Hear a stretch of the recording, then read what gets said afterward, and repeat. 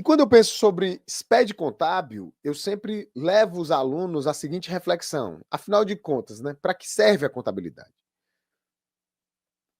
A contabilidade, pessoal, eu sei que vocês estão cansados de saber disso. A contabilidade ela serve para fornecer informações úteis para a tomada de decisões. E essas informações úteis, elas são obtidas através do registro das movimentações econômicas da empresa, patrimoniais da empresa, e a partir da elaboração de demonstrativos financeiros que a contabilidade, eu citei essa expressão numa entrevista que eu forneci na Câmara Municipal de Fortaleza, que a contabilidade ela joga luz sobre o processo decisório, ela ilumina o caminho do processo decisório. Beleza. Então, imaginem comigo, a gente tem a contabilidade como sendo esse instrumento de gestão, a contabilidade que possui regras, inclusive meio engessadas no seu procedimento de escrituração, de registro, de mensuração, e essas regras servem, num primeiro momento, para evidenciar as transações econômicas e, a partir daqueles dados, fornecer informações que serão úteis para a tomada de decisões. Quando vocês estudaram contabilidade na faculdade, vocês viram que existem ali os elementos do lançamento contábil, conta débito, conta crédito, data, histórico e valor. E quando nós partimos para a transformação da contabilidade em papel para uma contabilidade digital, que foi isso que o SPED Contábil propôs, a substituição definitiva da contabilidade em papel pelo seu equivalente digital, nós temos alguns aspectos técnicos relacionados a essa escrituração digital que só são percebidas a partir desse momento. Então, por exemplo, como é que se dá a autenticação de um livro digital? Como é que você sabe que seu SPED contábil está autenticado? Quando nós fazíamos o livro diário, o livro razão, imprimíamos o plano de contas, tudo em papel, aquele livrão, capa dura, capa preta, que você levava lá na junta comercial para ser chancelado, né, registrado na junta comercial.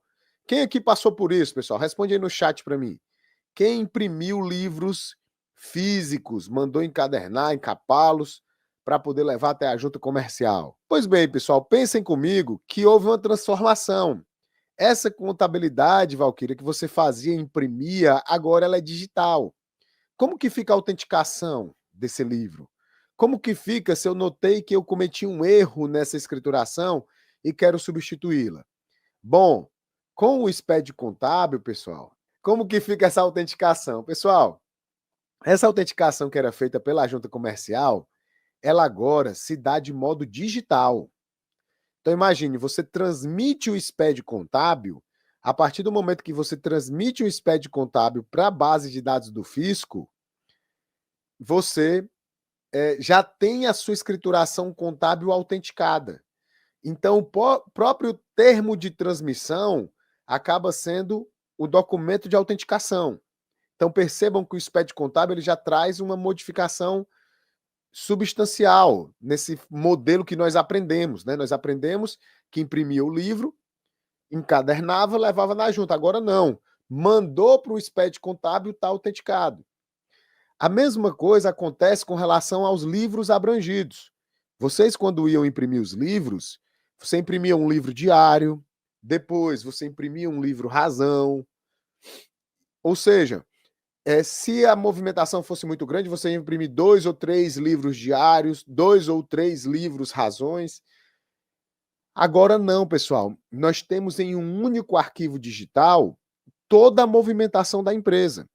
Então, em um único arquivo digital, eu tenho o plano de contas, eu tenho os dados de abertura do livro, eu tenho os lançamentos contábeis, eu tenho as demonstrações financeiras, eu tenho os balancetes tanto de contas patrimoniais como de contas de resultado, eu tenho as demonstrações financeiras, tudo isso em um único arquivo digital. Então, isso é o SPED contábil.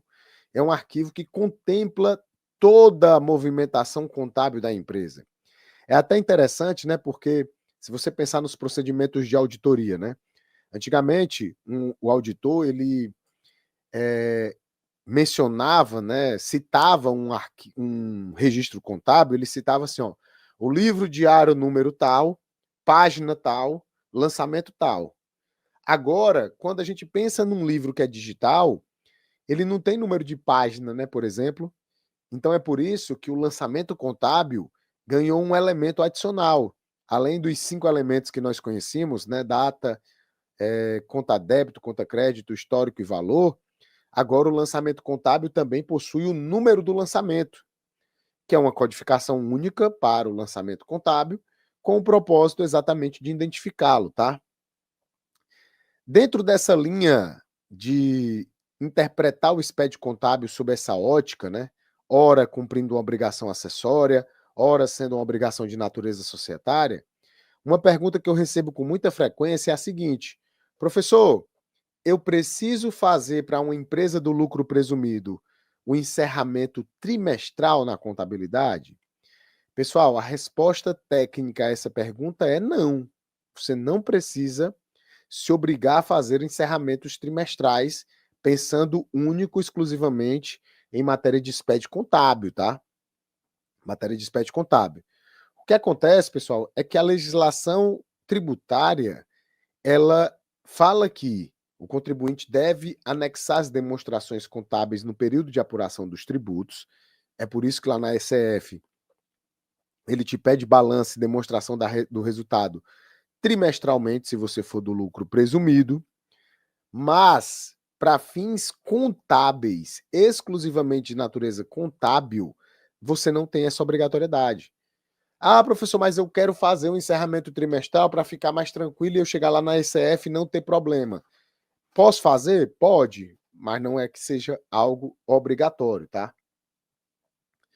Mudança de contador no meio do período. Pessoal, isso aqui acontece muito, né? Vamos supor que o Ademilson era o contador da empresa de janeiro a julho e no mês de agosto a empresa mudou para a responsabilidade técnica do Manuel. O que é muito comum da gente ver no mercado hoje? O Manuel e o Ademilson são amigos. Aí o Manuel liga para o Ademilson e diz: Ademilson, qual é o sistema que tu usa aí, cara?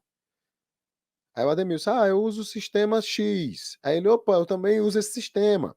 Me manda aí o backup dessa empresa para me poder importar aqui para minha base. Aí eles são amigos. O Ademilson gera um backup, manda para o Manuel vai importar esses dados para o seu software e vai dar continuidade. Pessoal, esse é um procedimento que, por mais que seja frequente, está errado, tá? Está errado. O correto é que o Ademilson envie o SPED contábil, assine pela responsabilidade técnica do período em que a empresa foi sua cliente e o Manuel faça um outro SPED contábil, uma outra geração de escrituração contábil do período em que ele é responsável técnico, que ele assine e faça a transmissão, tá? Então é importante destacar isso. Mudança de planos de contas no meio do período. Vamos supor, nesse mesmo exemplo, que o Manuel, para mostrar serviço para a empresa, disse assim: ó, rapaz, que absurdo. O Ademilson estava usando o plano de contas errado, plano de contas com numeração errado, com um monte de conta sintética, ao invés de abrir mais, deixar mais analítica a informação. E o Manuel combina com o empresário, que gerencialmente é importante para eles ter um plano de contas mais amplo, mais completo, e optam por fazer assim. Caso haja uma mudança de plano de contas no meio do período, é necessário que o SPED contábil seja informado dessa mudança. E existem meios de fazer isso. Existe um registro específico para você informar uma alteração no plano de contas, mas você também pode fazer isso no seu sistema contábil por meio de transferência de saldos. Então, é muito importante apenas que você não deixe de se atentar, de se preocupar com essa questão, porque eu percebo muitas vezes o pessoal indo no piloto automático e amanhã, quando essa empresa tem algum problema, quem assinou pelo período todo fica com a responsabilidade, né? Então, cuidado, tá? Cuidado. Por falar em assinar, quem que deve assinar o SPED contábil? O SPED contábil ele deve ser assinado pelo profissional contábil, responsável técnico pelas informações, e pelo representante da pessoa jurídica, que hoje em dia pode ser ela mesma com o SNPJ, tá? Então pode ser assinado com o SNPJ da empresa e o CPF do contador. Para transmitir a ECD, você precisa ter o Receita Net instalado na sua máquina, e eu recomendo também que você tenha o Receita Net BX, porque no SPED contábil, pessoal, você precisa fazer a recuperação da ECD anterior. Só que muitas vezes você não tem acesso a esses dados. Se você tem um Receita Net BX, você consegue baixar os arquivos que estão na base de dados do fisco que foram transmitidos anteriormente e dessa forma ter em mãos todas as informações necessárias para a transmissão correta e segura da sua ECD. E aí, gostou desse vídeo? Então vou fazer o pedido de sempre, você já sabe. Clique em curtir, compartilhar, clica no hype, se inscreve no canal, ativa as notificações. Nós estamos com uma meta de agora atingirmos a marca de 70 mil inscritos. 70 mil apaixonados por contabilidade e direito tributário. Então participe, eu conto com a sua ajuda. Diariamente nós estamos publicando novos conteúdos e você, para não perder nada, precisa estar inscrito. Vai lá, se inscreve e eu te vejo no nosso próximo vídeo.